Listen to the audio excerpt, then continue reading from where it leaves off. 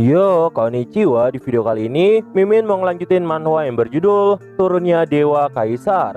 Bagi yang baru mampir, jangan lupa klik tombol subscribe, like, dan loncengnya agar channel ini semakin membaik lagi. Dan kalau ada salah dalam penyampaiannya, mohon dimaafin. Yaudah, nggak usah lama-lama, kita langsung aja yuk gas videonya.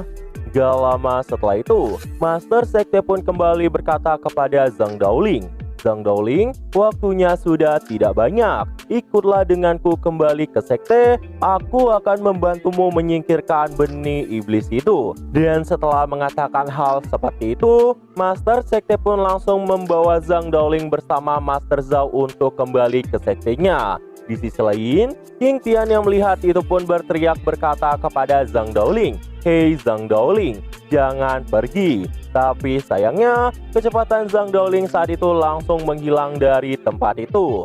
Melihat itu, King Tian pun berkata di dalam hati, "Jika kau pergi, bagaimana caraku mengatasi segel keduaku yang udah hampir selesai?" Dan saat itu, terlihatlah segel kedua dari King Tian yang hanya tersisa 3. Padahal hampir saja King Tian menembus segel keduanya.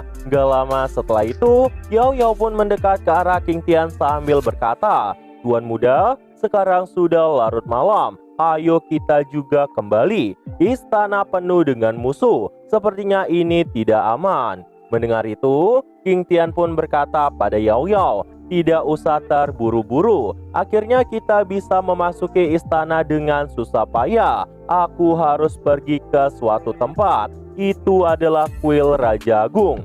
Sebelumnya, kakek Huang pernah bilang bahwa ada sesuatu di kuil Raja Agung. Jadi aku harus pergi melihat apakah benda itu benar-benar yang kuinginkan atau bukan." Melihat semua yang udah terjadi saat itu, Dong Fangxing pun saat itu berkata, "Apa yang terjadi? Seseorang berani membunuh raja."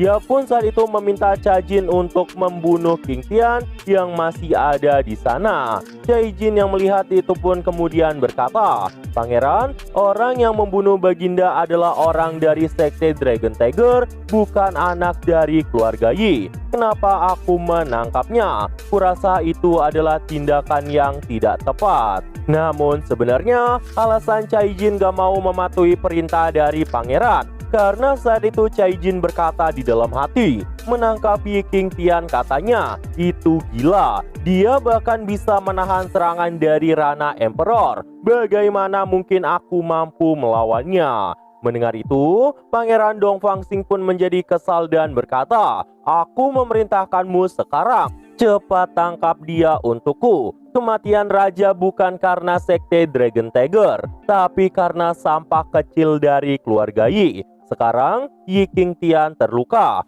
Ini adalah kesempatan sempurnaku untuk membunuhnya dan membalaskan dendamku hari ini." Mendengar semua ucapan dari Dong Fangxing, King Tian yang kesal itu pun kembali berkata, "Apa? Kau mau menyentuhku? Datanglah jika kau punya kemampuan." Pangeran yang mendengar itu pun menjadi kesal dan berkata, "Kau harusnya sudah mati sejak lama. Aku punya kesempatan untuk menangkapmu. Mari kita lihat bagaimana kau lolos. Tapi jangan khawatir, setelah kau mati, aku akan mengambil alih semua kecantikan yang ada di sekitarmu." Ucapnya dengan nada yang sangat mengancam. Mendengar semua itu, King Tian pun langsung kesal dan melesat ke arahnya sambil menendangnya. Saat itu, King Tian juga berkata, "Hei, kau membuat telingaku sakit mendengar semua omong kosongmu itu." Pangeran yang terkena serangan dari King Tian itu pun sampai terpental jatuh. Melihat itu, para pengawal pun langsung memastikan keadaan dari pangeran mereka. Dan mereka pun saat itu terlihat sangat panik. "Pangeran, apakah Anda baik-baik saja?" ucap salah satu pengawal. Melihat kejadian yang ada di depannya itu, Caijin pun memerintahkan semua pasukan yang ada di tempat itu, "Sampaikan pesan ini. Penyakit tersembunyi pangeran telah kambuh dan dia mati mendadak di tempat." Mendengar itu, pasukan dari Caijin pun langsung mematuhinya. Di sisi lain, King Tian pun langsung mengabaikan semua prajurit itu dan berkata kepada Yao Yao, "Yao Yao, ayo ikut aku ke kuil Raja Agung." Yao Yao yang mendengar perkataan dari King Tian itu pun tersenyum dan berkata, "Baiklah tuan muda." Seperempat jam kemudian, King Tian pun saat itu udah sampai di depan menara. King Tian pun berkata pada Yao Yao, "Yao Yao, tetap di sini sebentar dan tunggu aku." Mendengar itu, Yao Yao pun berkata, "Apa? Di dalam mungkin akan berbahaya. Kenapa aku harus ada di sini?" King Tian pun saat itu menjelaskan semuanya kepada Yao Yao supaya Yao Yao itu tidak khawatir. Dan setelah itu King Tian pun memasuki tempat itu sendiri. Setelah King Tian ada di dalam, King Tian melihat sesuatu yang ada di tempat itu sambil berkata, "Sebelum pergi, kakek Huang bilang ada binatang buas berusia 10.000 tahun dan buku surgawi yang ditekan di bawah kuil agung. Karena itu di bawah, pasti ada mekanisme untuk memicunya." King Tian pun saat itu langsung memikirkan mekanismenya dan menemukan sebuah benda pembuka pintu di tempat itu. Ketika King Tian menyentuh benda itu, muncullah pintu lorong rahasia di sana. King Tian yang melihat lorong rahasia itu pun langsung turun ke bawah sambil berkata, "Kakek Huang ternyata tidak berbohong padaku. Baiklah, aku akan menyelidiki semua ini lebih rinci." King Tian pun memasuki tempat itu semakin dalam lagi. Dia tuh sebenarnya nggak nyangka bahwa kerajaan menyembunyikan ruangan tersembunyi seperti ini. Tapi kelihatannya ini bukan jalan menuju dunia bawah.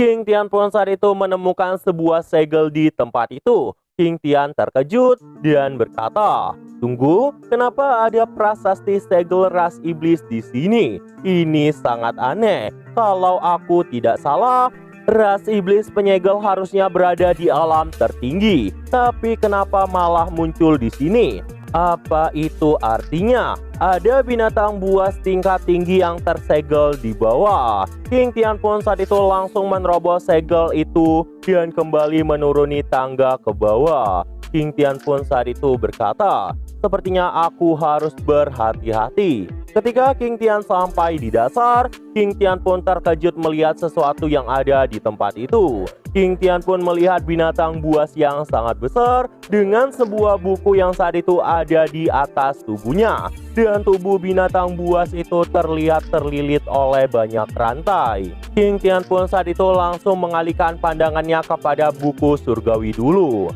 King Tian pun kemudian mencoba naik dan berkata di dalam hati, "Buku pertama, Tao Te Ching, dianggap sebagai buku surgawi setelah dinyanyikan oleh cendekiawan seperti Yao Yao. Buku kedua, Liang Gangqi, dianggap sebagai buku surgawi setelah jaraknya cukup dekat denganku. Selama aku mendekati buku itu, harusnya aku bisa tahu itu asli atau bukan." King Tian pun saat itu mencoba menyentuh buku itu. Namun saat itu, King Tian gak bisa menyentuhnya. King Tian yang tidak bisa menyentuhnya itu pun berkata di dalam hati, target ternyata terisolasi oleh kekuatan misterius dan tidak bisa diidentifikasikan. King Tian yang melihat itu pun jadi kesenangan. Gak lama setelah itu, terlihatlah binatang iblis itu yang mulai membuka matanya. Binatang iblis itu pun mulai menyadari kehadiran King Tian yang saat itu berada di atasnya. Dia pun langsung menoleh ke arah King Tian sambil bertanya, "Hei, siapa dirimu?" Melihat binatang iblis yang sudah bangun saat itu, King Tian pun menjadi cemas dan berkata di dalam hati, "Kenapa tidak bangun lebih dulu atau nanti? Kenapa kau harus bangun sekarang? Ini sangat memalukan. Apa yang ingin aku lakukan? Bagaimana jika itu buku asli?" King Tian pun saat itu berkata kepada binatang iblis itu, "Jangan salah paham kawan. Aku datang ke sini hanya untuk melihat-lihat aja. Jangan terlalu marah dan sebaiknya perhatikan saja dulu." Binatang iblis itu pun kembali berkata kepada King Tian, "Bau daging tubuhmu sangat harum. Sudah lama sekali aku tidak menghirup aroma seperti ini. Siapa kau sebenarnya? Tapi itu tidak penting, biarkan aku memakanmu." Saat itu, monster itu pun mencoba untuk memakan King Tian. Namun karena jaraknya terlalu jauh, dia pun langsung tersetrum oleh rantai yang tiba-tiba memunculkan petir di tempat itu. Monster itu pun kembali sedih. Namun di sini King Tian merasakan keanehan dan berkata di dalam hatinya, kenapa nafas tadi agak familiar? Makhluk ini mungkin berasal dari tanah suci kekacauan. Sepertinya dia terjebak di sini oleh formasi yang menentang surga. Pasti ada rahasia, jadi aku akan menawarkan sesuatu padanya dulu. Saat itu, binatang iblis itu pun berkata bahwa dirinya sedang lapar. King Tian yang mengetahui dia sedang lapar itu pun berkata, kau sangat ingin makan, aku bisa memenuhi keinginanmu. Mendengar itu, monster itu pun menjadi semangat dan berkata kepada King Tian, apa itu beneran? King Tian pun saat itu menjawab, tentu saja, tapi kau harus memberitahuku siapa dirimu dan dari mana asalmu, dan buku apa yang ada di punggungmu itu. Binatang iblis itu pun langsung menjawab, namaku adalah Yanba, aku berasal dari alam lain. Para orang tua itu melemparku ke sini dan mengikatku dengan formasi penjara 9 naga. Dan buku surgawi yang kau sebutkan adalah mata formasi. King Tian yang mendengar itu pun tersenyum dan berkata di dalam hatinya, sangat bagus, itu memang buku surgawi. King Tian pun kembali berkata kepada binatang iblis itu, aku tahu sedikit tentang formasi. Asalkan berhasil menghancurkan mata formasi, maka formasi ini akan menjadi tidak berguna. Aku akan mencobanya. Mendengar itu, binatang iblis itu pun berkata, tidak ada gunanya. Bahkan jika semua kekuatan dari wilayah Tianluo digabungkan bersama, tetap tidak mungkin bisa menghancurkan mata formasi ini. King Tian pun saat itu langsung mencobanya tanpa pikir panjang, dan sepertinya memang sangat sulit. King Tian yang kesulitan itu pun berkata di dalam hatinya, formasi penjara 9 naga adalah sebuah rangkaian rantai penjara yang dibuat dari tulang belakang 9 naga hijau. Masing-masing diukir dengan 9 parasasti generasi. Di dalam ruang rahasia ini terdapat lebih 13 juta parasasti. Setiap parasasti diisi dengan esensi darah naga hijau dan digunakan untuk kekuatan dewa langit. Di sisi lain, binatang iblis yang melihat King Tian mau menghancurkan formasi berkata di dalam hati, dia ingin menghancurkan formasi, itu mustahil. King Tian pun saat itu sedang memikirkan caranya.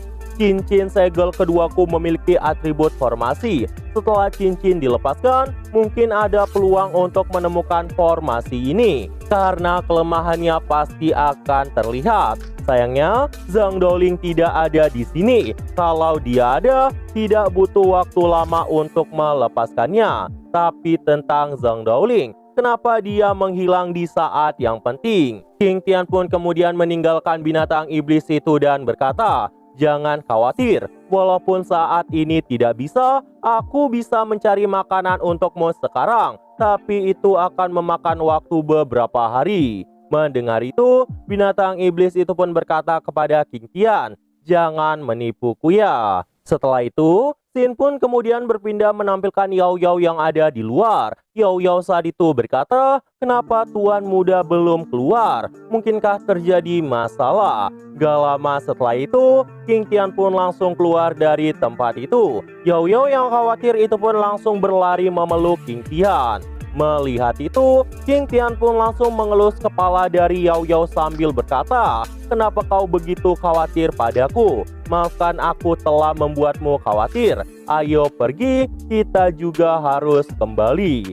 Sebelum pergi, tiba-tiba muncullah es yang mengelilingi menara itu. Melihat itu, King Tian pun jadi bingung dan berkata, aneh, kenapa itu malah hidup di malam hari? Bukannya sekarang harusnya menjadi waktu untuk bersenang-senang. Yao Yao saat itu bahkan merasa kedinginan. Gak lama setelah itu, terlihatlah sebuah serangan yang mengarah pada King Tian. Tapi tiba-tiba serangan itu dihancurkan oleh sebuah akar. Dan muncullah seseorang di tempat itu. Orang itu berkata, seperti yang diharapkan dari orang yang bisa mendapatkan Zhang Dowling sebagai bawahannya, itu tidak buruk. King Tian pun saat itu langsung menoleh ke arah orang itu dan bertanya, siapa dirimu? Mendengar itu, orang itu pun langsung menjawab, "Aku adalah Kincao. Aku sudah menunggumu di sini untuk waktu yang lama." Kincao adalah dekan Akademi Changlan saat ini. Mendengar perkataan dari Kincao saat itu,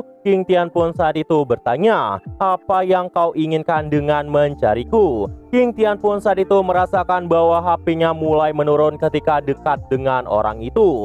King Tian berkata di dalam hatinya, "Aura orang ini sangat kuat. Untungnya, aku segera mengorbankan cabang Dewa Willow yang patah. Kalau tidak, aku pasti akan terluka." Ternyata, penyebab berkurangnya HP dari King Tian karena serangan sebelumnya yang hampir mengenai dirinya. Dan akar yang sebelumnya menahan serangan es itu adalah milik King Tian. Kincao pun saat itu berkata, "Aku punya dua hal untuk diberitahukan padamu. Yang pertama, tarik semua pasukan keluarga Yimu dari kota Tianluo. Kedua, kembali ke wilayah selatan dan kau tidak diizinkan masuk ke Akademi Changlan. Walaupun aku tidak tahu bagaimana kau mendapat izin dari dekan lama, tapi dengan adanya aku di sini, kau tidak akan pernah bisa masuk." King Tian yang mendengar itu pun berkata dengan wajah marah, "Kau sebenarnya mewakili keluarga kerajaan atau Akademi Changlan?" Mendengar itu, Kincao kembali berkata, "Aku mewakili keluarga kerajaan dan akademi juga. Walaupun bukan kau yang membunuh Dong Fang Hong, tapi seseorang harus disalahkan. Soal masuk ke Akademi Changlan, aku tidak mau ada kucing atau sialan yang masuk sembarangan." King Tian yang mendengar itu pun tertawa dan berkata, "Jadi bagaimana jika aku menolak tawaranmu?" Mendengar itu, Kincao berkata, "Bocah, jangan membuat pilihan terlalu cepat. Aku akan memberikanmu waktu 3 hari untuk berpikir. Jika dalam 3 hari tidak melakukan sesuai permintaan, kau dan wanitamu akan kupastikan mati." Dan tiba-tiba terlihatlah Yao Yao yang sepertinya mulai melemah. King Tian yang melihat itu pun kaget dan berteriak, "Yao Yao, ada apa denganmu?" Yao Yao pun saat itu berkata dirinya merasa sangat kedinginan. Kincao pun saat itu berkata kepada King Tian, "Aha, dia terkena serangan teknik dingin surgawiku.